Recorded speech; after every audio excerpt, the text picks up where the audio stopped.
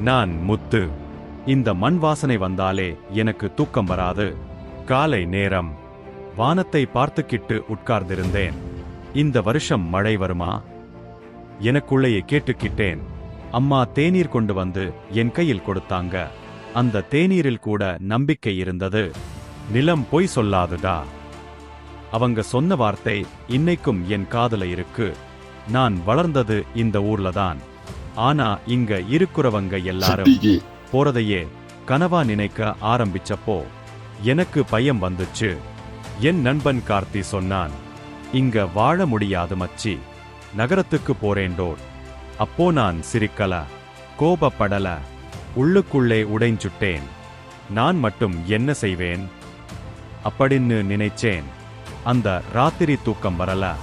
வெளியே உட்கார்ந்து மண்ணை தொட்டேன். மண்ணை நம்புறவனுக்கு மண்ணை வழிகாட்டும்டோர். தாத்தா சொன்ன அந்த வார்த்தை என் மனசுக்குள்ள தீப்பொறி போட்டுச்சு. அடுத்த நாள் நான் எல்லாரையும் கூப்பிட்டேன். நம்ம குளத்தை சுத்தம் பண்ணலாம், மழை வந்தா தண்ணி சேமிக்கலாம்டோர். சிலர் சிரிச்சாங்க, சிலர் தலை அசைத்தாங்க. அப்போ எனக்கு புரிஞ்சது, நம்புறவங்க சிலரே போதும்.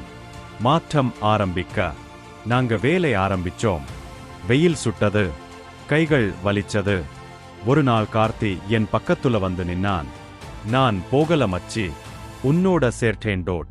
அந்த நிமிஷம் மழை இல்லாமலே என் கண் நனைஞ்சுது. அப்புறம் அந்த நாள் வந்துச்சு. கருமேகங்கள், மின்னல், முதல் மழைத்துளி என் முகத்துல விழுந்தது. அப்போ நான் வானத்தை பார்த்து சிரிச்சேன். மழை மட்டும் திரும்பல, நம்ம ஊரும் திரும்பி வந்துச்சுடோட். இன்னைக்கு குளம் நிறைந்திருக்கு, நிலம் உயிரோட இருக்கு.